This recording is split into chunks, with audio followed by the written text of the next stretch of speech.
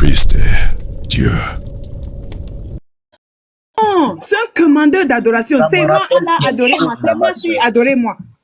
Du début à la fin, c'est ça qu'il fait dans le Coran.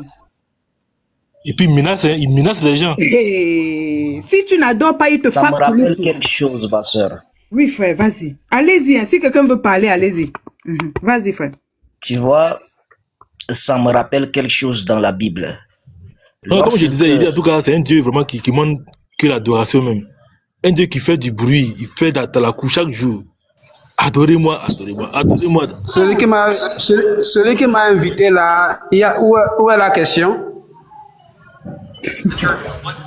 Attends. D'accord, Attends. mute-toi, on va te répondre. mute-toi. On va te répondre. Vas-y, président, vas-y avec ta motion. Je dis, ça me rappelle quelque chose dans la Bible. Lorsque Yeshua était dans le désert pour confronter la personne de Satan, Satan a demandé l'adoration de la personne de Là, c'est Jésus. président là. Voilà. On l'entend Il pas. parle, Là, est-ce que vous m'écoutez? il parle, hein, Anderson, c'est toi qui bug un peu. Ah, ce n'est pas muté. Apparemment, c'est dit qu'il y a un problème de réseau. On dirait qu'il est muté. Mais si nous utilisons par exemple... On n'entend pas. Non, on l'entend, hein. Anderson, moi, je l'entends. Ou bien, Rien. vous entendez, président, en commentaire? Non, moi, j'entends rien. Vous n'entendez pas, président? Moi, je l'entends, hein. Moi, je ne l'entends pas. Est-ce qu'il bug pas? Moi, j'entends pas. En Non, commentaire, attendez, on je l'entend. vais descendre et remonter. Hein. En commentaire, est-ce que vous Monsieur m'écoutez? Josie, moi, je descends pour remonter. Garde ma place. D'accord, frère, d'accord. Tu viens, tu centralises les drones à la direction de la Kaaba. Tu frappes fort. Voilà. Apparemment, c'est Anderson et Oustaz qui ont un problème de réseau, mais dans les commentaires, on me dit que président, on te reçoit 5 sur 5. Donc, du coup, ça me rappelle un peu un passage de Matthieu chapitre 4, là où Yeshua a confronté la personne de Satan. Et Oui, allô, vrai. du coup, Satan, Voilà, donc c'est Oui. Attends, le frère l'épée. Vas-y, président. Continue, président. oui. Apparemment. Donc, je disais, lorsque Yeshua a confronté la personne de Satan étant dans le désert lors de sa tentation, Satan avait demandé l'adoration de la part de Jésus. Tout à fait. Il avait l'envie, le désir d'être adoré. Et Yeshua a répliqué en utilisant justement un passage de Somme en disant que tu adoreras l'Éternel ton Dieu, lui seul. Donc c'est ce démon, c'est cette entité maléfique qui est revenue posséder la personne de Mohammed sallallahu alayhi wa sallam et lui a révélé aussi le Coran pour convaincre les gens qu'il est le véritable Dieu, mais en réalité, c'était la personne de Lucifer déguisée qui cherche, qui est assoiffée de l'adoration. Qui est assoiffée de l'adoration, bien sûr. C'est tout. Donc, vous voyez ce qui se passe. Et Dieu n'a pas besoin d'être adoré. Dieu ne peut pas avoir justement un désir excessif de l'adoration. Clair. Vous voyez? Il n'a pas besoin de ce désir excessif à être adoré. Parce que en tant que créateur, il sait déjà que les créatures il les a créées, ils sont disposés à l'adorer. Quand nous lisons par exemple dans le livre de Psaume, on dit que même le vent adore la personne de l'Éternel. Même les profondeurs de la mer adorent l'Éternel. Même les choses qui sont justement les œuvres de sa main adorent la personne de l'Éternel. Il n'a pas besoin de quémander l'adoration de la part de ses créatures. Jésus-Christ, étant enfant, lorsqu'il était justement dans le mangeoire, il n'a pas demandé l'adoration de la part de ses rois mages, mais il a été adoré. Et même ses disciples l'ont adoré. Jésus-Christ n'a pas demandé justement l'adoration de la part de ses disciples, mais il a été adoré justement par ses disciples. Donc Dieu n'a pas besoin de quémander l'adoration afin de reconnaître son identité en tant que Dieu. Ça n'a aucun sens. Mais dans le Coran, c'est moi Allah, adore-moi, c'est moi Allah, le véritable Dieu, l'unique, celui qui subsiste par lui-même, Al-Qayyum et etc. Ça n'a aucun sens. Dieu ne peut pas quémander l'adoration de la part de ses créatures. Déjà, il a une position qui lui permet à recevoir justement l'adoration de la part de ses créatures. Voilà. Donc, vous voyez ce qui se passe. C'est clair, président. Donc, soyez bénis. Je suis là, voilà, soyez bénis, tapotez le live de la sœur, envoyez des cadeaux, voilà, à la sœur, comme ça, c'est mieux. Il faut nous sommes là pour elle, hein. Soyez bénis. Amen, amen. Shalom, président. Merci beaucoup. Merci. Donc, voilà quoi. S'il y a un autre frère qui veut parler, allez-y. Le frère, le musulman, là, la vérité, il est descendu, hein. Il est... Okay. Donc, tu nous dis que l'islam est venu en tant que lumière. Et c'est cette lumière-là qui est le croissant de lune, c'est ça? Il symbolise cette lumière qui est l'islam qui est venu. C'est pourquoi tu vois partout dans les mosquées, c'est pas tous les mosquées, hein, mais dans certaines mosquées, tu vois ce symbole-là, la lune, qui symbolise tout simplement les mosquées. Parce que les mosquées, c'est la maison de Dieu. Voilà, c'est l'endroit où on prie le Seigneur, c'est l'endroit où on invoque. Voilà. Donc si tu veux la lumière, il faut rentrer dans les mosquées. C'est simple en fait. D'accord, j'ai compris. Est-ce que avant que l'islam n'arrive, est-ce que les gens connaissaient le croissant lunaire? Oui, les gens le connaissaient. En fait, la lune est là. Hein. La lune fait partie de la création divine. D'accord. Donc, avant... Je peux lui poser une question? Oui, vas-y, frère. Excuse-moi de t'interrompre. Mustapha, mais qui vous a ordonné de mettre le croissant lunaire là sur les mosquées? Ou bien le prophète a eu la révélation où? Il vous a donné cette révélation là où? Pour dire que sur les mosquées, mettez le croissant lunaire. Bah non, c'est pas une révélation en fait. C'est juste les humains, voilà, qui ont utilisé ces symboles-là, parce que dès le début de l'islam, ces symboles n'existaient pas en fait. Donc c'est une innovation. Oui, je peux dire comme ça, c'est une bonne innovation en fait. C'est une quoi? Une bonne innovation. Donc il y a bonne innovation. Bah oui, ça existe en islam. On appelle ça le bida hasana. Donc c'est une innovation humaine. Qui est bonne. Voilà, d'accord, qui n'est pas rejetée par maintenant je vais te demander quelque chose d'autre. Moi je vais dans les pratiques que vous faites. Moi je vais juste dans les pratiques. C'est quoi le prix du sang dans l'islam? Vous payez le prix du sang là, c'est quoi? On paye le prix du sang à titre de quoi? Bah, c'est simple en fait. Il y a un verset coranique où c'est mentionné par exemple la loi du talion. Si tu dias quelqu'un, on te dia. Maintenant, si on n'applique pas la loi du talion, qu'on doit payer le prix du sang.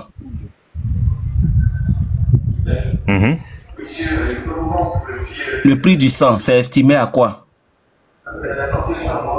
Bah là, il faut qu'on rentre dans le fiqh en fait pour comprendre, ou bien dans les hadiths. Est-ce que c'est 100 chameaux? Bah, je crois qu'il y a un hadith qui parle de ça. Hein. Oui, c'est 100 chameaux. C'est 100 chameaux. C'est 100 chameaux. Où ton prophète a eu cette révélation-là, des 100 chameaux? Parce que c'est une pratique des païens. Ils sont ça. C'est une pratique païenne. Païenne, bah, c'est écrit où? Ok, attends, je te montre. Ok, pratique païenne. Oh, faut te calmer, mon ami, calme-toi. Calme-toi. Attends, je vais t'expliquer. Mais tu as dit de te montrer, donc calme-toi, je te montre. Je vais te montrer où ton prophète a enlevé ça.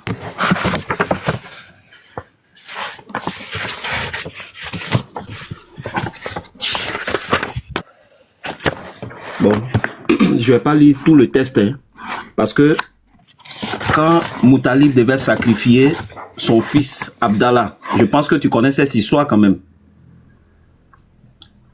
Mustapha, est-ce que tu es là?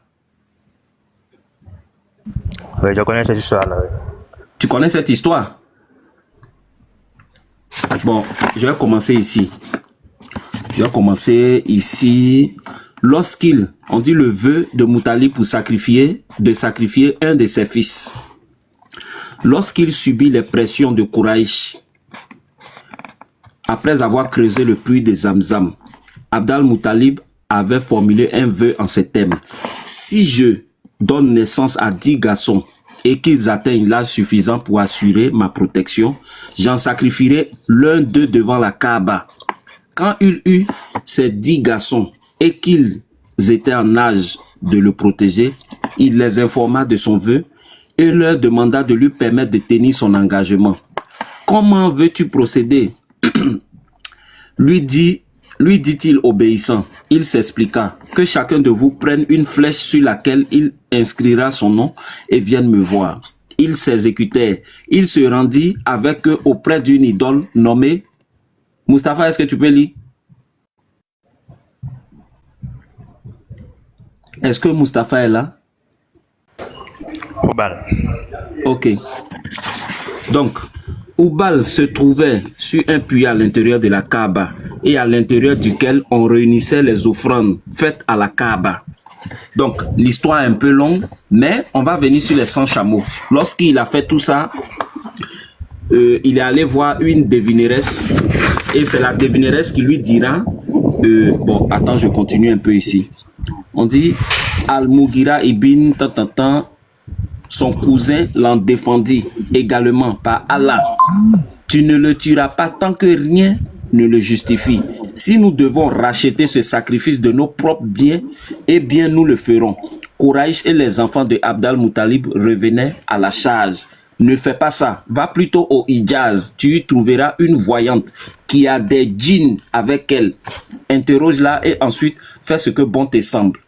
Donc quand il ira voir la devineresse tout et tout, elle va lui répondre, elle va lui dire de faire un sacrifice. J'essaie de résumer un peu parce que le texte est long. Il regagnait la Mecque et alors que tous étaient d'accord pour agir selon les directives de la voyante, Abd al-Muttalib se leva alors, implora Allah. Alors que Allah de Muttalib, c'est qui? C'est Oubal. On continue. Il présentait Abdallah et les 10 chameaux.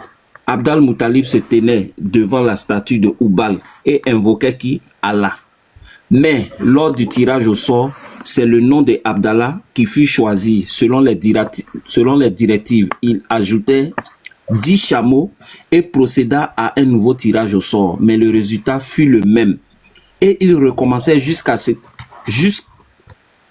arriver au nombre de combien? Mustapha? Au nombre de 100 chameaux. 100 chameaux. Oui. C'est bien 100 chameaux. Oui, c'est bien 100 chameaux, oui. Est-ce que celui qui va sacrifier les 100 chameaux là, c'est un païen ou bien ce n'est pas un païen? C'est un idolâtre. Non, à l'époque pré-islamique, celui qui le faisait, c'était les païens, oui.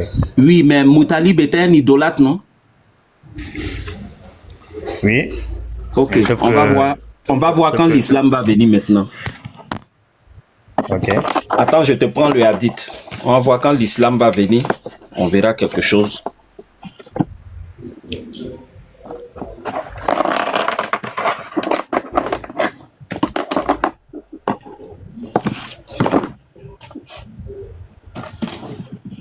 Ok.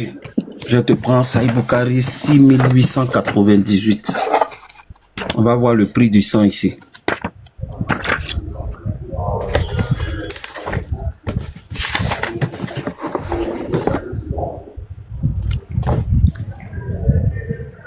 Bah, c'est long, hein? Est-ce que je peux répondre à tes questions? Non. Je viens un instant, s'il te plaît. Je trouve le hadith. Voilà. Voilà le hadith ici. Sahih Bukhari 6898. Un groupe d'hommes s'étant rendu à Kaïbar s'y dispersaient pour leurs affaires. Mais en se retrouvant plus tard, il découvrit que l'un d'eux avait été Dja. S'adressant aux gens près de qui le cadavre fut trouvé, il leur dit: vous avez Dja, notre compagnon. Les suspects rejetèrent l'accusation. Nous ne l'avons pas Dja et nous ne savons pas qui l'a Dja. Les plaignants s'en remirent à l'appréciation de qui? Des prophètes. Ok. Et il lui dit: oh, envoyé d'Allah, nous sommes allés à Kaïba et nous avons trouvé un des nôtres Dja, que le plus âgé parle. Puis il lui dit, avez-vous une preuve de ce que vous avancez? Nous n'avons pas de preuve, dit-il. Alors que les suspects prêtent serment, dit le prophète. Nous n'accepterons pas le serment d'un juif. Alors, répugnant à ce que le sang de l'homme fut ainsi perdu. Le prophète ordonna de prélever le prix du sang. Sur combien de chameaux? Sur 100 chameaux. Maintenant, dis-moi où ton prophète a enlevé ça. Ok, je vais expliquer. C'est facile en fait. Toutes les pratiques là que vous voyez à l'époque où le prophète a reçu la révélation, les pratiques que les Arabes faisaient, ils ne l'ont pas inventées. Voilà. Selon les sources de l'islam, il y a par exemple l'histoire d'Abraham et Ismaël. Non, on dirait que tu ne m'as pas répondu, tu n'as pas compris ma question. Tout à l'heure, on a lu dans Ibn Hisham. Écoute, on a lu dans Ibn Hisham. Voilà le grand-père du prophète. Ouais, je vais te faire la genèse des choses. En fait. Non, attends, je vais recadrer. Attends, je recadre s'il te plaît, et puis tu vas parler. Moutalib, le gardien de la Kaaba, l'idolâtre pur. Le voilà qui va voir une devineresse qui lui dit il faut sacrifier des chameaux pour payer le prix du sang de ton fils que tu veux sacrifier. Et il savait que le prix du sang se trouve à combien de chameaux? Attends. 100 chameaux. En ce moment, l'islam n'est même pas encore né. Ton prophète n'est pas encore né. Le prophète même n'est pas encore né. Il doit payer 100 chameaux. Voilà le prophète qui reçoit sa révélation. Et aussi, il ordonne ici que le prix du sang soit 100 chameaux. Où Allah lui a donné cette révélation? Où il enlève ça? Où? D'où il enlève ça? Bah, c'est ça que j'explique, mais tu me coupes à chaque fois que je parle. En fait. Je veux pas explication, je veux un test. Je veux pas ton explication, je veux test. Parce que si j'avais dit ça sans donner, écoute, si j'avais dit sans donner de test, tu allais me dire, tout à l'heure tu m'as dit la preuve. Je t'ai présenté une preuve. Je t'ai pris une pratique païenne qu'aujourd'hui ton prophète a reconduit dans l'islam. Ça, c'est factuel. Moi aussi, je veux que tu me donnes des preuves de ce que tu dis.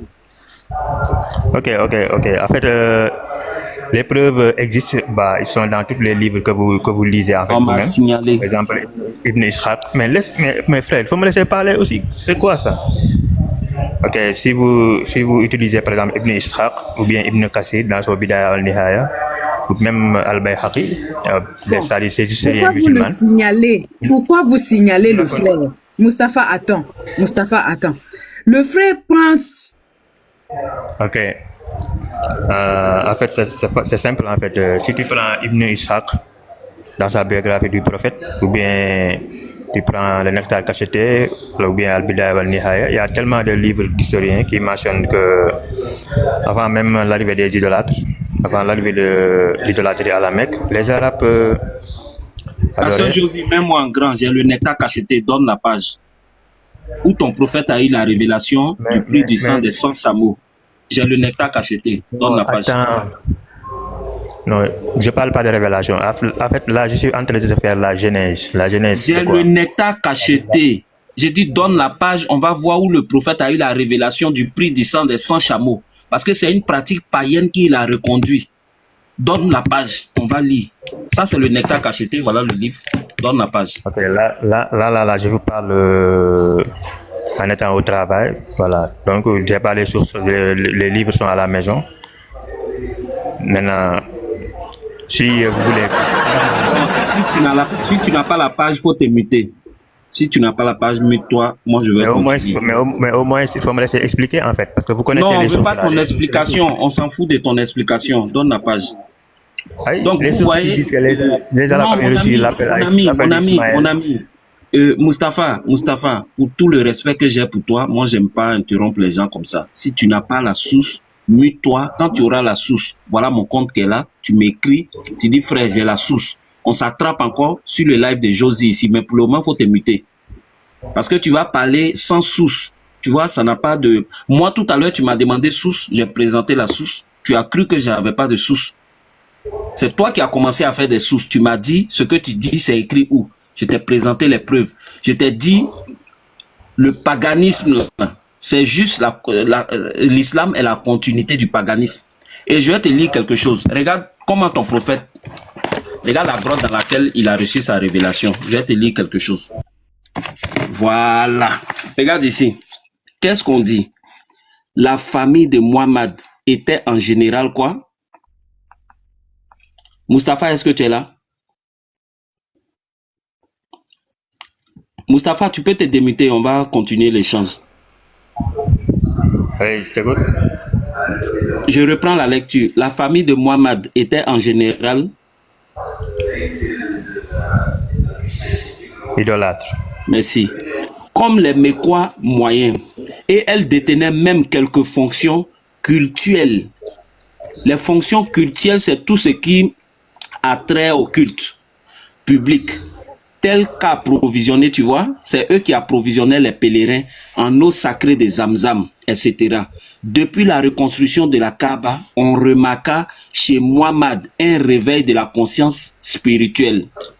Déjà, son grand-père, Abd al-Muttalib, se retirait dans la caverne de Hira pendant le mois de Ramadan.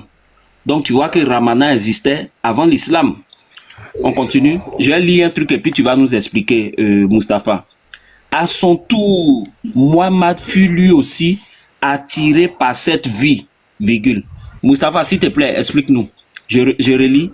À son tour, Muhammad fut lui aussi attiré par cette vie. Ça veut dire quoi? Bah, ça veut dire cette vie-là que ses parents faisaient, c'est-à-dire le fait de donner les pèlerins à manger, etc., etc. Voilà, il fut attiré par cette vie-là, en fait. Non, ses parents étaient quoi? C'était idolâtre. Et Muhammad, quand il est attiré par cette vie, il est attiré par la vie de quoi? Non, pas de l'idolâtrie, mais les pratiques que ses parents faisaient. Oui, attends, le fait de donner, d'aider les pèlerins, etc., bah, il est attiré par cette vie-là. Non, non, non, non. Regarde ici. Regarde ici. Abd al-Muttalib se retirait dans la grotte de Hira. Muttalib partait faire quoi dans la grotte de Hira? Lui qui est polythéiste. Bah, les Arabes, ils faisaient des retraites spirituelles, en fait. Ils allaient. C'est pas ma dans les question. grottes, C'est pas ma question. C'est pas ma question. Muttalib, qui est le patron des idolâtres, il se retirait dans la grotte de Hira pour aller faire quoi? Bah, pour aller méditer, voilà. Méditer avec Aller quoi? méditer. Avec qui? Avec quel Dieu? Avec quelle divinité? Avec Allah. Quel Allah? Bah, Allah du Coran, le créateur. Le Allah de Muttalib, là, c'est qui? Bah, c'est Allah du Coran. Attends, je vais te montrer le Allah de Muttalib. Attends, il faut que. Attends, je te montre le Allah de Muttalib. Ou bien, tu veux pas que je te montre le Allah de Muttalib? Ok, il faut me montrer un peu. C'est tout. Bon, on va commencer ici. Là où il a fait son vœu. Parce que on fait un vœu à un Dieu qui va exaucer nos vœux. Lambda. Quand il eut ses 10 garçons et vu qu'ils étaient en âge de le protéger, il les informa de son vœu et il leur demanda de lui permettre de tenir son engagement. Comment veux-tu procéder? Il lui dit-il obéissant. Il s'expliqua que chacun de vous prenne une flèche sur laquelle il inscrira son nom et vienne me voir. Ils s'exécutèrent. Il se rendit avec eux auprès d'une idole nommée Oubal. Est-ce que ça, c'était pas le dieu de Muttalib? Ok, maintenant. Est-ce que. Merci, ouais. C'est pourquoi quand le prophète va naître, attends un instant. C'est pourquoi quand le prophète va naître, attends un instant, moi, Mustapha, quand le prophète va naître, tu vas voir à quel Dieu il sera consacré. Un instant. Non, il faut me laisser d'abord parler. Il faut me laisser parler d'abord avant de. Vas-y, il faut parler, vas-y, parle. Voilà, en fait, il faut comprendre que dans l'histoire, bah, ce qui a amené l'idolâtrie, c'est quoi? C'est que les gens, en fait, pensaient que Dieu créateur, en fait, il était loin. En fait, le fait que les gens avaient cette pensée-là, de dire que Dieu est loin de nous, donc, qu'est-ce qu'ils ont fait? Ils ont pris des intermédiaires, comme par exemple les idoles et autres choses, etc. Maintenant, pour que ces choses-là les ramènent vers Dieu. Et quand l'islam est venu, c'est ça que l'islam est venu briser, en fait. Cette pensée-là des hommes, que Dieu est loin de nous. C'est pourquoi dans le Coran, Allah dit qu'il est proche. Il répond à l'appel de celui qui le prie quand il le prie, en fait. Je crois que c'est dans la sourate Al-Baqarah. C'est ça qui a amené l'idolâtrie. Mais ça ne veut pas dire que les gens ne savaient pas qu'il y a un créateur. Mais ils utilisaient des intermédiaires, y compris Hubal, Al-Lat, Al-Uzza, Al-Manat. C'était ça en fait. Abdul Muttalib, si tu prends par exemple l'histoire de Quraysh, la sourate qu'on appelle l'Ilafi Quraysh, voilà, dit en fait, attends, je vais dire cette sourate-là, tu vas comprendre qu'en fait,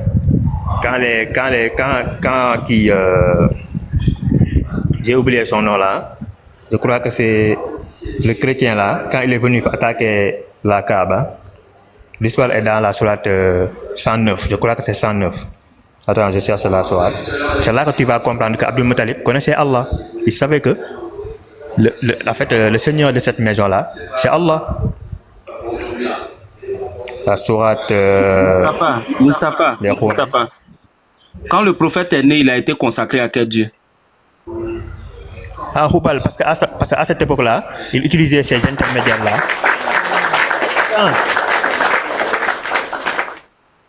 Bah, attends, parce qu'à cette époque-là... Donc, quand le prophète est né, il a été consacré à Hubal, c'est bien ça? Bah oui. Ok. Où est le problème en fait? Attends, même, je vais lire parce que... Bon, ok. Comme tu as déjà reconnu, ça vaut plus la peine de lire. Attends, je vais continuer. Bah oui, le problème, mais en islam, beaucoup de prophètes comme Abraham, par exemple. Abraham, en islam, son père était idolâtre. Donc, Abraham, en fait, c'est-à-dire logiquement, à l'époque d'Abraham, bon, on l'a consacré à des idoles. Parce que son père était idolâtre, il adorait les idoles. Parce que les prophètes, bah, il y a beaucoup de prophètes qui sont nés dans des peuples idolâtres. Et Dieu les a choisis au sein de ces peuples-là pour qu'ils les guident. Bah, d'accord, attends, on continue. Le prophète était un bébé en fait à l'époque. Attends, on va continuer. Comment le prophète et où il a eu sa révélation, regarde. Et on dit ici, Abd al-Muttalib se retirait dans la caverne de Hira pendant le mois de Ramadan.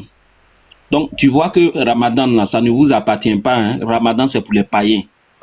À son tour, Muhammad, lui aussi, fut attiré par cette vie et il trouva quoi? Un moyen de calmer. Mustapha, est-ce que tu peux lire? Son esprit est agité. Donc, tu vois que l'esprit du prophète était agité. Mais c'est quand il faisait sa retraite dans la grotte de Hira, où son grand-père polythéiste avait ses idoles là-bas, ça calmait. On continue. Chaque année, il partait tout le mois de Ramadan dans cette même grotte.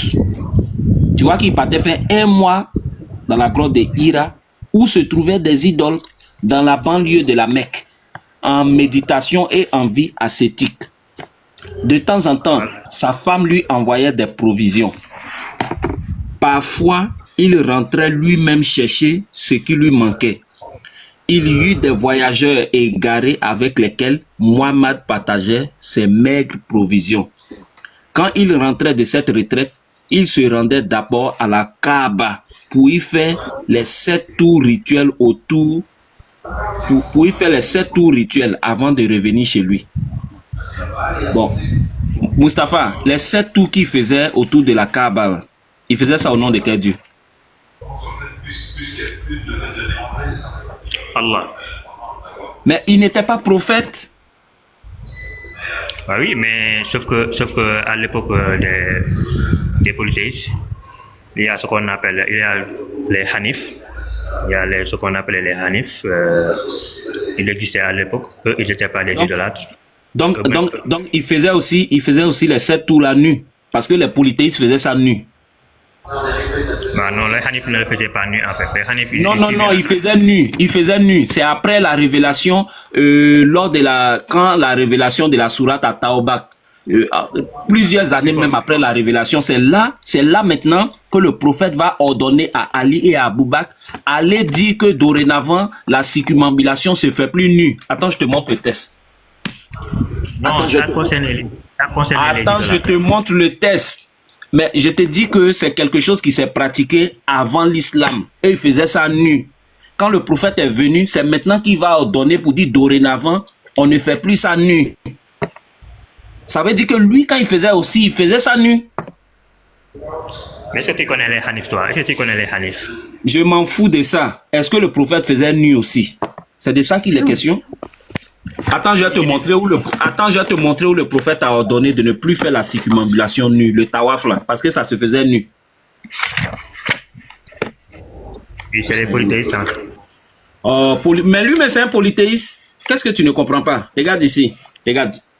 Qu'est-ce qu'on dit ici? Ce verset fut révélé en l'an 9 et après cela, les polythéistes ne purent plus s'approcher de la Kaaba.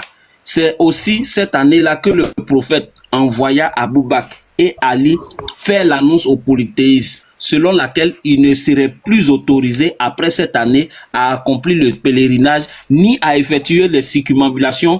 Étant quoi? En état nu, oui. Donc ça veut dire que lui aussi, avant qu'il soit prophète, avant qu'il ne réunisse toutes ces idoles en une seule, il faisait ça nu. Parce que c'est maintenant qu'il est devenu prophète et plusieurs années après, il va dire non, dorénavant, on ne fait plus la circumambulation, on ne fait plus le tawaf nu. Donc ça veut dire que lui, quand il faisait ça, avant de recevoir sa révélation, les 7 tours, il faisait ça nu. Ça veut dire que les 7 tours qu'il fait, parce qu'ici, il n'était pas prophète, il faisait ça nu aussi. Insiste sur l'année. C'était en quelle année? J'ai vu ça là. La sourate 9 là, sourate At-Tawbah là, ça fait partie des dernières sourates, hein, ça, Oui, c'est la sourate 113e. Ce que tu viens de lire là, il y a l'année dessus. Il y a l'année dessus. L'an 9. Voilà, insiste. En l'an 9. En l'an 9. Voilà. Donc ça veut dire que le prophète a pratiqué, ceux qui étaient là ont pratiqué bien avant qu'il l'ait dit, voilà, c'est bon, c'est fini. Et il faisait ça nu. Même des femmes, attends, je vais te montrer. Regarde, même quand tu prends la sira d'Ibn Kassir, les gens faisaient ça nu. Attends, je vais te montrer le test. Bah là, en fait, je suis là juste à écouter les lectures, etc. En fait, tu ne parles pas, c'est ça? Non, attends, quand je vais finir de lire, tu vas parler, pardon. Tu vas parler. Au moins, moi, je présente des tests, je ne suis pas en train de mentir. Ah, c'est chaud. C'est chaud. Ja, Allah, c'est Oubal.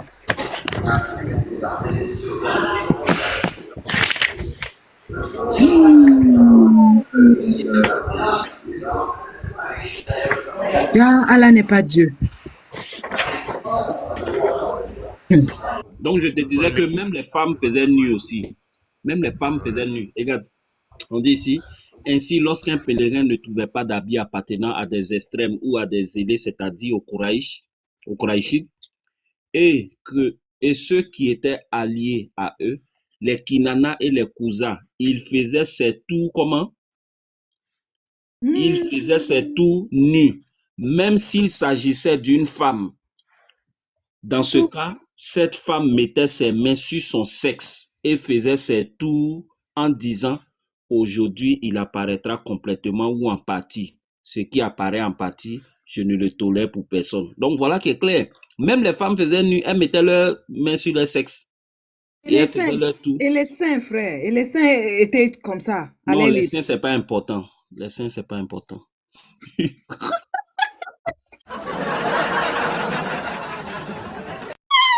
Non, ça aussi c'est religion. À moi la parole. Non. Vas-y, il faut parler. Tu vas dire quoi? Vas-y. Ok. En fait, le problème c'est quoi? C'est qu'il y a la lecture et la compréhension. C'est bien d'avoir les sources, de lire les sources, etc. Mais c'est aussi mieux de comprendre en fait. Bah, je vais expliquer très bien les choses. C'est quoi? C'est qu'à l'époque, en Arabie, les gens faisaient le tawaf autour de la Kaaba nue. Mais ici, c'est Sahih donne une exception. L'exception c'est quoi? Sauf les Quraysh et ceux qui suivaient religion. Al-Hum, ça, en fait, merci, Machel. Sahih al-Bukhari, 1622. Kitab, c'est dans le livre de pèlerinage. C'est rapporté par Ibn Abbas. Il dit que les gens faisaient le tawaf autour de la Kaaba nue, de Quraysh, et ceux qui suivaient leur religion, Al-Hum. Ici, il parle juste des Hanif, en fait. Voilà, si tu tapes, par exemple, si tu prends ChatGPT ou Google, tu parles les Attends, on Hanif. va lire. Attends, on va lire. Tu as donné. Mais c'est ce que j'ai lu tout à l'heure. 1622. Le prophète confia le patronage du Hajj qui précéda le pèlerinage d'adieu à Abou Bakr as-Siddiq. Le jour du sacrifice, Abou Bakr m'envoya dans un groupe d'individus comme héros annoncer les décrets qu'après cette année, aucun polythéiste n'est autorisé à venir en pèlerinage et aucun pèlerin n'est autorisé à faire le tawaf nu. Toi-même, tu t'es cloué ton test que tu as donné. Aucun pèlerin n'est autorisé à faire le tawaf nu. Mustapha, explique-nous, ça veut dire quoi? Il y a des pèlerins qui faisaient des tawafs nus. C'est ça, en fait. Est-ce qu'ici c'est écrit qu'il y a des pèlerins qui faisaient nu? On dit aucun pèlerin, donc ça veut dire que tous ils faisaient nu. Non, ça concerne les polythéistes. Il faut comprendre qu'en fait, ça concerne les polythéistes. À l'époque, attends, il faut me laisser parler. En fait. Mais à l'époque, avant que ton prophète ne reçoive la révélation là, il faisait le tawaf aussi. Il faisait ça nu comme eux. Tout. Non, au moins, il faut me laisser parler quand même. Il ne faut pas me couper. Vas-y, il faut parler. Seigneur. Ok. À l'époque, il y a des gens qu'on nommait les Hanif. Les Hanif, c'est quoi? Attends, c'est simple en fait. Moi, ce que j'ai, le hadith, la référence 1622 ici, j'ai écrit tout simplement, les gens faisaient le tawaf autour de la Kaaba nue, sauf Quraysh et ceux qui suivaient leur religion. C'est ça que le texte dit, c'est ça qui est écrit ici en fait. Aucun polythéiste n'est autorisé à venir en pèlerinage et aucun pèlerin n'est autorisé à faire le tawaf tout nu. Là. Oui, après, comme vous ne me laissez pas parler, Fini. Tu as dit c'est fini. Voilà. Bah, est-ce que je peux parler maintenant? Le texte dit seulement, en fait, il y avait des gens qui faisaient tawaf nu. Après, le prophète l'a interdit. C'est tout simplement ça. C'était dans quel but? Sauf que, en fait, j'ai donné ce texte-là dans le but de vous faire comprendre que, à l'époque de la Jahiliya, il y a des gens qui faisaient tawaf avec des vêtements. Ceux qui faisaient tawaf en état de nudité, c'était tout simplement les païens, les polythéistes. Oui, où? Il y a des gens qu'on appelait les Hanif. Mais Qui étaient Mustapha, ce que tu es en train de dire, c'est faux. Même en 2026, aujourd'hui, même en 2026, c'est un petit morceau de pain que vous mettez, il n'y a rien en bas. En 2026, voilà ce qui se passe. Est-ce qu'en 2026, là, les pèlerins, là, ils portent un dessous sous le petit morceau de pain blanc, là? Le morceau de tissu qu'ils mettent quand ils vont en pèlerinage, là, est-ce qu'on met un dessous? Est-ce qu'on porte slip en bas? Bah, je ne sais rien parce que je n'ai jamais allé à la Mecque. On ne porte pas de slip en bas. On met juste le morceau de pain, le petit morceau de pain là. Il n'y a pas de caleçon en bas.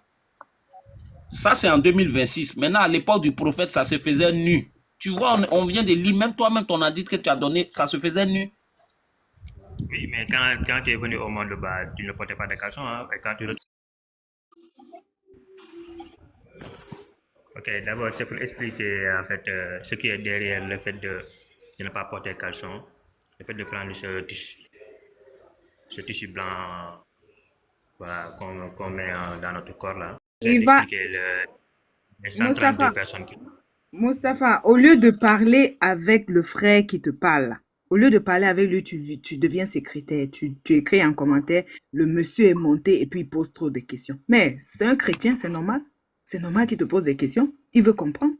Tu as pris une sourate, je veux dire, un hadith, pour contredire ce que le frère était en train de dire. Mais le hadith, en fait, tu as fait un autogol à la vitesse de la lumière, je ne sais même pas. Tu as fait un autogol jamais vu.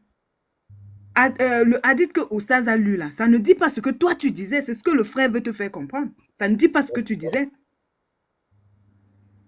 Donc, donne-nous un verset ou une sourate qui dit que le prophète ne faisait pas on appelle ça quoi? La circumambulation en état de nudité. Montre-nous. Ok. Bah, j'espère que cette fois-ci, on va me laisser un peu parler en fait. Parce que ça coupe trop la parole ici. Je ne sais pas pourquoi, mais c'est un peu dégueulasse en fait. Ok.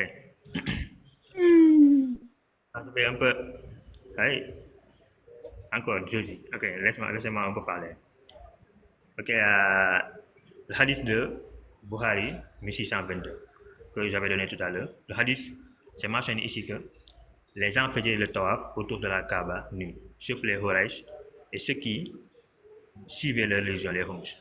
Mais c'est écrit où? C'est écrit où? C'est Bukhari 1622. Et ce que le frère a lu là, c'est pas ce que tu dis. Bah, sauf que moi, ce que j'ai ici, c'est ce qui est écrit. Hein. Ouais, tu as ça où? Mais attends. Moi, j'ai ouvert le livre. Il parle de c'est pas ce qu'il a là-bas. Il raconte quoi, lui, là? C'est pas Bukhari qui est là? Mais ici, c'est l'édition, c'est quelle édition en fait? Parce que les références dans les livres.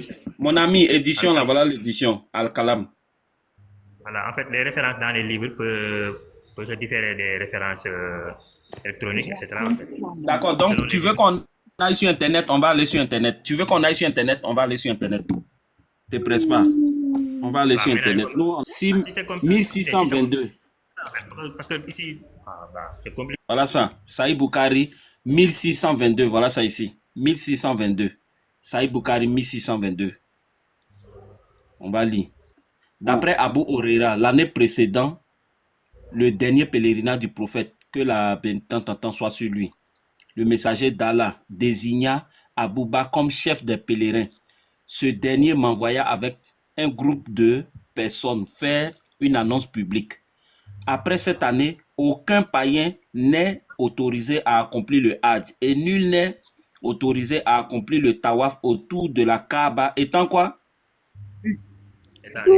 Donc c'est ça l'annonce en fait. L'annonce là, c'était de ne plus faire le tawaf et la circumambulation nue. C'est ça. Ok, là, il faut expliquer ta compréhension de ce que tu viens de lire en fait. Mais c'est clair, qu'est-ce qu'il y a à expliquer encore? Ah, mon ami, ça c'est français basique.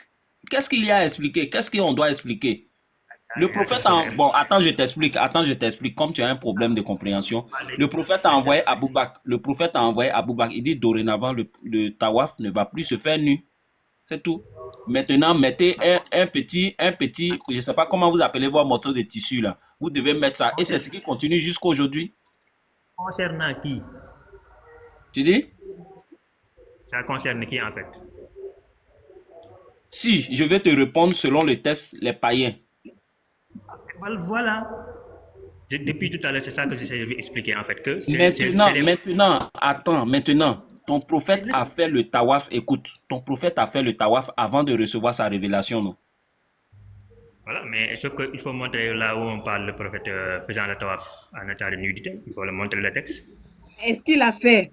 Non, il a lu ça. Montrer le texte. Parce que... Montrer que le prophète faisait nu avec les polythéistes. Je vais te montrer ça. Reste tranquille. Je vais te montrer ça. Regarde ici. Mustapha, regarde. Oui, je vais te montrer. Regarde. Le prophète faisait une retraite. Le prophète faisait une retraite 1 mois à Hira chaque année. Il y méditait et se consacrait à Allah. Il partageait les actes de piété des Kouraïchites. Mustapha, c'est quoi les actes de piété des Kouraïchites? Les actes de piété, il y en a tellement. Le fait de donner, la charité, il y a beaucoup de actes de piété. Hein. Est-ce que le tawaf faisait partie aussi? Oui, le tawaf faisait partie de ça. Est-ce qu'il avait reçu la révélation? Non. Voilà. Tout. Si le Tawaf faisait partie, alors que les Kouraïchites, là, c'était des païens, des polythéistes, des idolâtres, non? Mhm. Mais quand on dit qu'ils partageaient les actes de piété des Kouraïchites, sachant bien que le Tawaf faisait partie, là. Donc, ça veut dire qu'ils faisaient la même chose qu'eux. Et puis, je continue. Durant la quoi? Maintenant, est-ce qu'en état de Attends, nudité, je continue la lecture. Attends, je continue la lecture. Attends, je continue. Durant la Jahiliya, en ce moment, il n'y avait pas l'islam. Partageant son repas avec les pauvres qui venaient à lui. Et ne rentrant chez lui qu'après avoir fait quoi? Un tour autour de quoi? de la Kaaba. Voilà. Donc, ça faisait partie des actes de piété des Kouraïchites. Donc, si ceux-là, ils faisaient nu, ton prophète aussi faisait nu. Tout. Donc, ne viens pas nous distraire ici.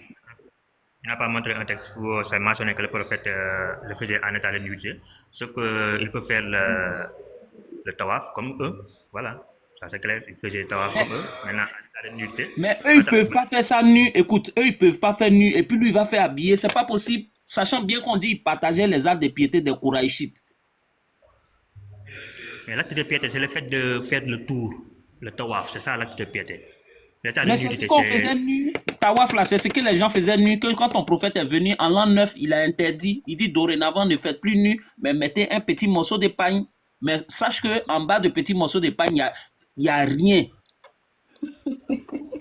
Le petit morceau de pain, il n'y a rien en bas. Ce qui le faisait en état de nudité, c'est les polythéistes. Voilà. C'est les Et polythéistes. les Kouraïchites, là, ce sont des polythéistes. Les Kouraïchites, là, ce sont les polythéistes aussi, frère. Et ton prophète fait partie des Kouraïchites. Non, tous étaient. Depuis là, vous refusez de taper les Hanif. Maintenant, la sœur Josie et puis les frères qui m'écoutaient, sachez aussi que après les 7 tours, il y a aussi la pierre noire. Le fait qu'ils aillent embrasser la pierre noire. Et sachez bien, est-ce que vous savez que la pierre noire, c'est la main droite d'Allah sur la terre? Est-ce que vous savez ça? Est-ce que je peux parler, frère? Mustapha, attends, Mustapha, est-ce que la pierre noire, là, c'est la main d'Allah sur la terre ou pas? Bon, là, je réponds à aucune question, en fait. Il faut me laisser parler d'abord. Ok, attends. Il est La sœur Josie, mets-moi en grand. La sœur Josie, mets-moi en grand. Mets-moi en grand. La pierre noire, là, la pierre noire, c'est la main d'Allah sur la terre. La main droite d'Allah. Attends, je vais te lire.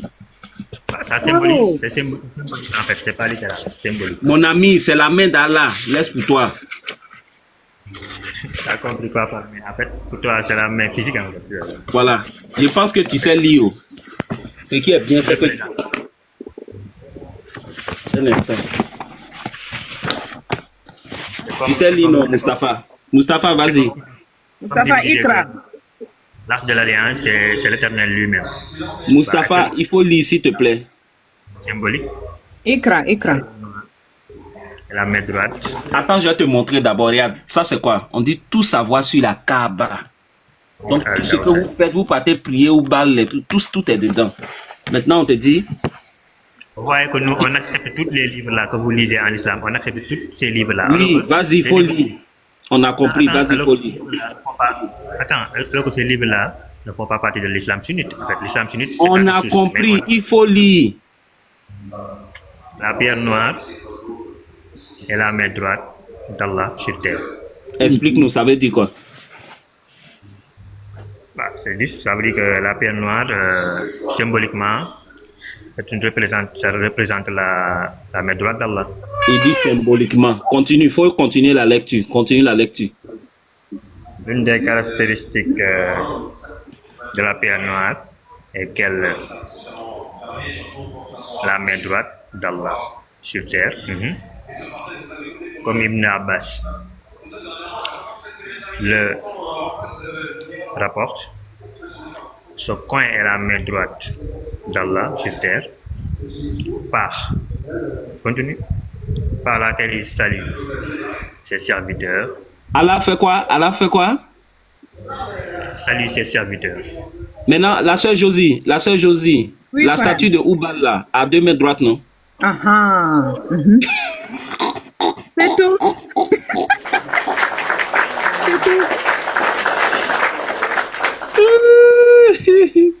Non, Allah salue ses serviteurs. Je ne sais pas dans quoi vous êtes. Bon, on finit la lecture. Vas-y, Mustapha. Ce coin est la main droite, trop bien. Ce coin est la main Ce droite coin est la main droite d'Allah. par laquelle, sur terre, par laquelle il salue ses serviteurs comme un homme saluerait son frère. Donc tu vois que voilà.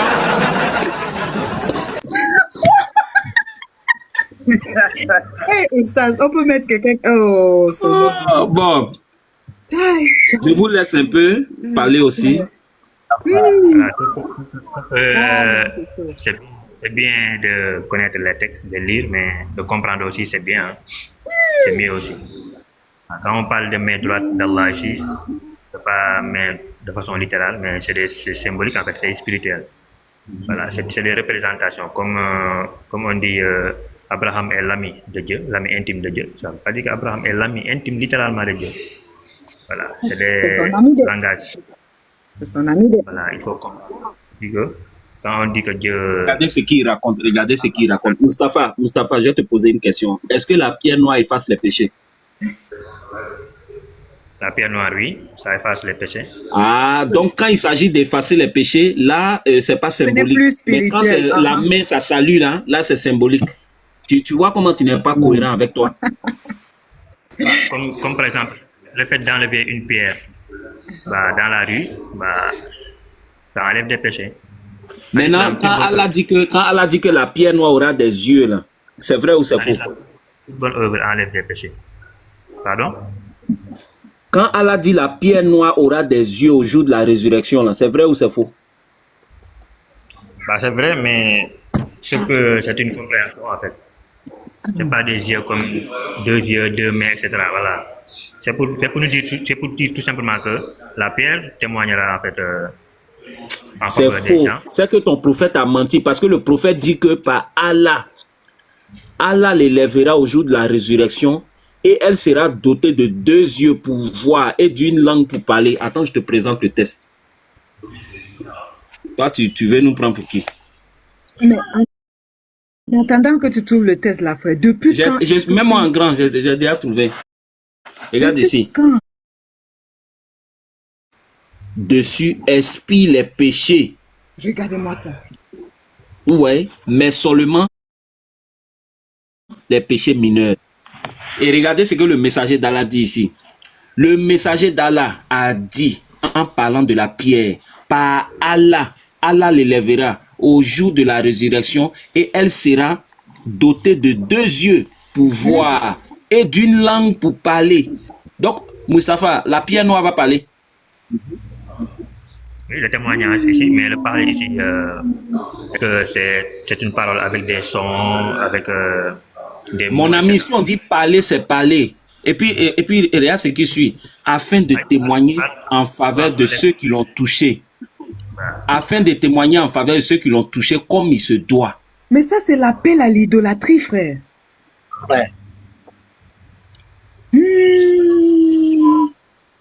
Non, c'est La confirmé. pierre noire va parler. La pierre noire aura une langue. La pierre noire aura des yeux. Elle va parler. Maintenant, si toi, Mustapha, tu n'as jamais touché la pierre noire jusqu'à ce que tu meurs, là, la pierre noire fait comment pour toi? T'es foutu. Bonsoir à tous, excusez-moi. Est-ce qu'il y a le numéro de sourate? Et je coupe mon micro. Hein. Juste pour noter ça là. C'est... Attends, je vais voir, je vais te donner la référence. 5. At-Timidi, hadith 961. Sinon, voilà le livre qui est là. Tout savoir sur la Kaaba. Ok, merci beaucoup. Voilà.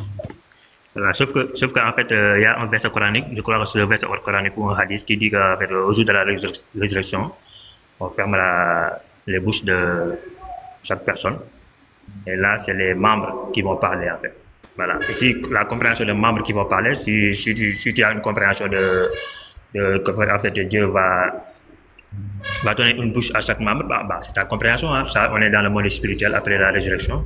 Voilà. La compréhension ici, c'est quoi? C'est que les membres vont témoigner, tes yeux vont témoigner, et tout ce que tu fais en fait au jour de la résurrection, tu le verras. C'est tout simplement ça. Le fait de dire que la pierre, attends, le fait de dire que la pierre aura une langue des bouches, c'est une compréhension en fait. Il ne faut pas comprendre de façon littérale, mais il faut comprendre tout simplement que au jour de la résurrection, bah, il témoignera en faveur D'accord, de cette d'accord, j'ai personne. compris. J'ai compris. Mustapha, mute-toi un peu. Mute-toi 2 secondes. Vous voyez, les frères, imaginez-vous le Dieu Tout-Puissant qui a dit, tu ne te feras pas d'image taillée, tu ne te prosterneras pas, tu n'adoreras pas un objet, voilà, voilà, et tout, et tout. Il envoie, le même qui a dit ça, il envoie un prophète qui vient sur terre, nous fait comprendre que la pierre, un caillou,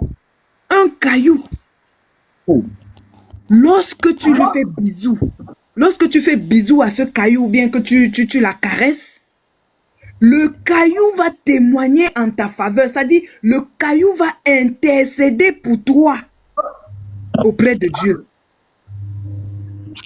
Est-ce que c'est le même Dieu, les frères?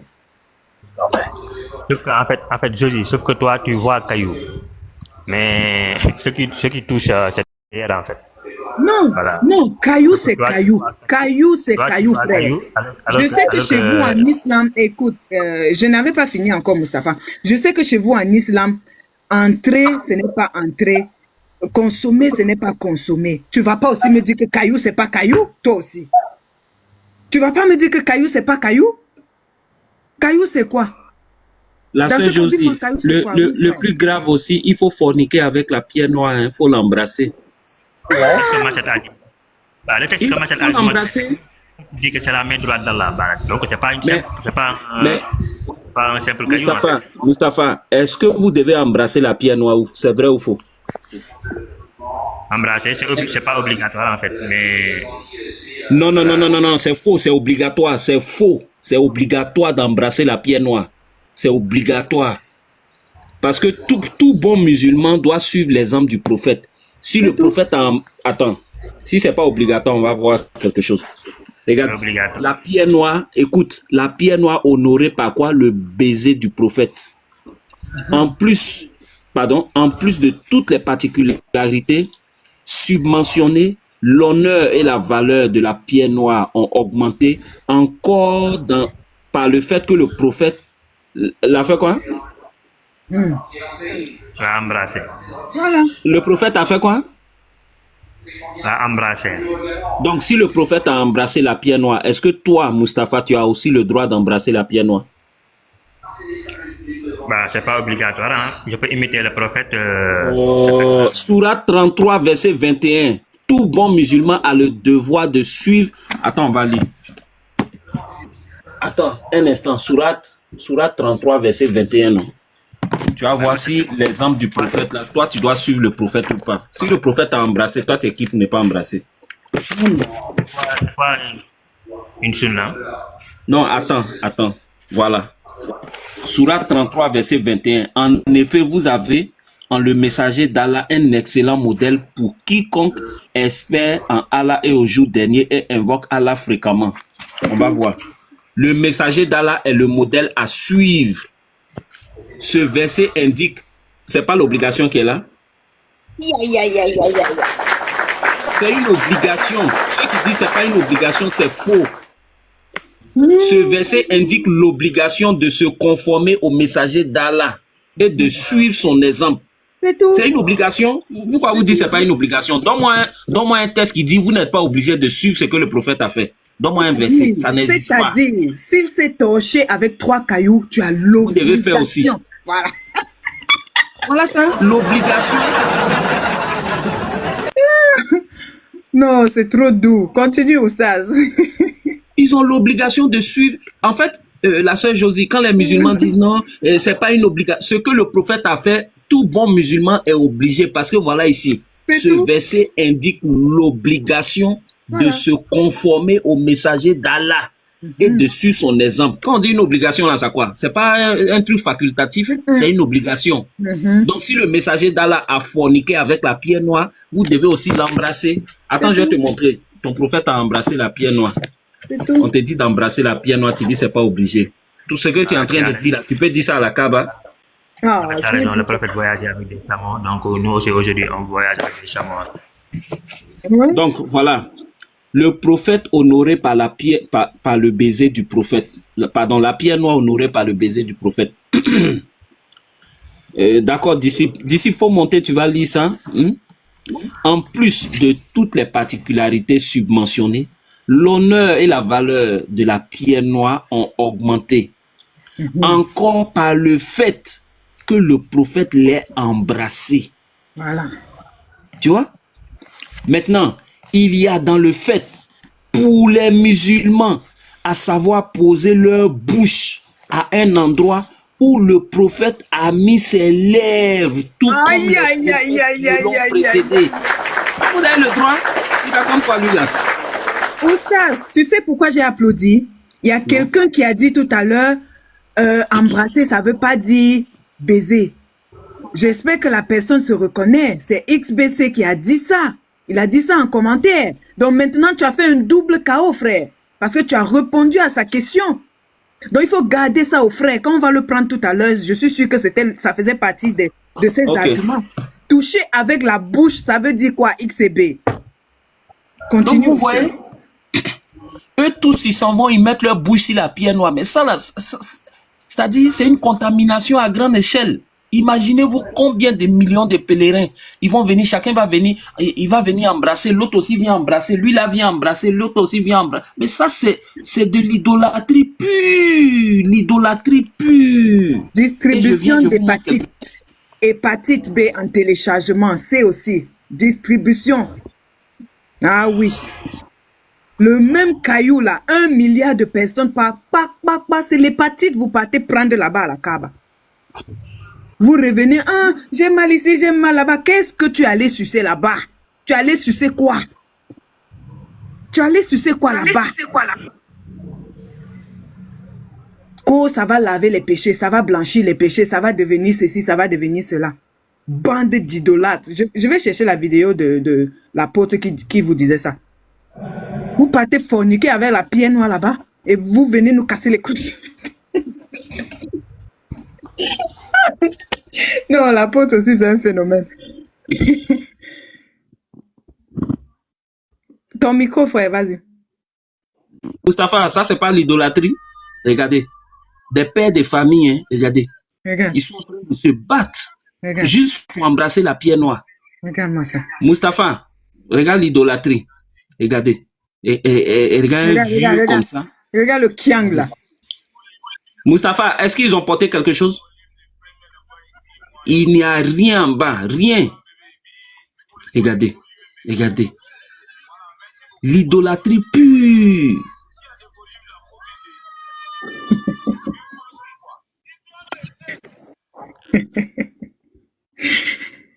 Oh, les kiang. C'est grave, hein? C'est grave. Regardez, ils n'ont pas encore donné le coup d'envoi. Quand ils vont donner le coup d'envoi, là. Comme les fourmis sur sucre. Regardez. L'idolâtrie pure. Et c'est ça, ils vont nous dire monothéisme pur. Ça, c'est l'idolâtrie pure. Mustapha, qu'est-ce que tu as à dire de ça? Parce que si les tests ne parlent pas, les images vont parler. C'est tout. Et en fait l'excès, ça existe partout. Hein. Voilà. Tu dis quoi? On dit une image, en communication, on dit une image vaut mieux que 1000 mots. Je plaque ça, je lis plus les tests. À toi de commenter ça. Ok, en fait, le fait de courir pour aller toucher la pierre noire, bah, c'est pas une obligation, en fait. C'est pas une obligation, et puis les gens sont en train de courir ici, là. Au péril de leur vie. Attendez, je vais vous montrer d'autres. Ça dit, il y a des gens qui jassent là-bas. Il y a des gens qui meurent là-bas parce qu'ils veulent toucher ce caillou-là. Mais c'est grave, vous êtes des idolâtres. On va vous le dire, matin, midi et soir. Dès que je coupe, un autre frère va lancer. C'est comme ça et c'est pas autrement. Ce sera comme ça et pas autrement. Il faut que vous sachiez qui est-ce que vous priez. Vous êtes des idolâtres. Ça n'a rien à voir avec Abraham. Rien à voir. Donc Dieu a sorti Abraham des idoles pour qu'il vienne encore. Non. Il est en train de lubrifier la pierre noire.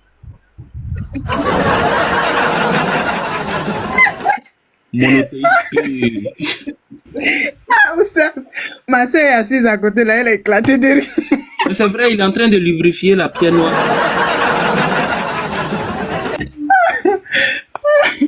Vas-y.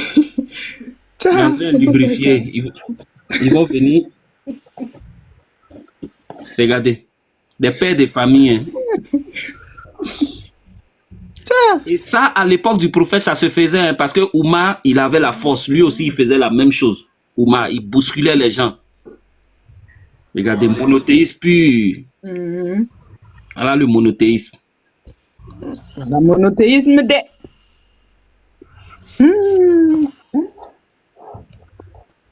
Donc, celui qui est là-bas en tenue militaire, là, celui qui est accroché en haut là-bas, Oustaz. Attends, Mustapha. Mustapha, je te donne la parole dans 2 secondes. Oustaz, celui qui est en haut là-bas, celui qui donne le coup d'envoi là. Donc, Oui. si pour ceux qui touchent, si ça efface leur péché, pour celui-là, lui qui dort là-bas là, Non, lui, ça il est veut au dire qu'il est paradis. saint en fait. Il est au paradis. saint. Il dit, les Arabes ont eu un bon business. Moi-même, je vais faire ma Kaaba aussi. Franchement, ça c'est un bon business, hein. C'est un bon business même. Mais regardez-les, regardez.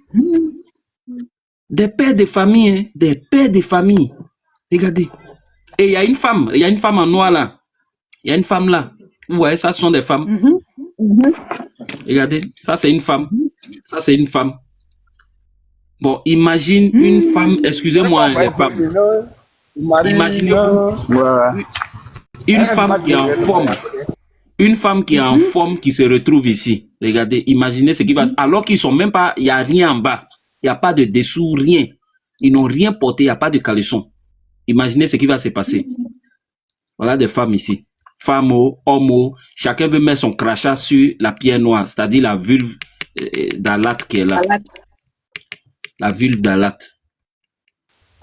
Les frères, excusez-moi, justement par rapport à ce que le frère est en train de dire là tout le monde. Pourquoi l'inspiration simplement de forcément se frotter, d'être forcément nu? Est-ce que ce n'est pas en référence avec le paradis d'Allah? Puisque dans le paradis là, la question sexuelle, le fait d'où tout le monde doit se toucher forcément est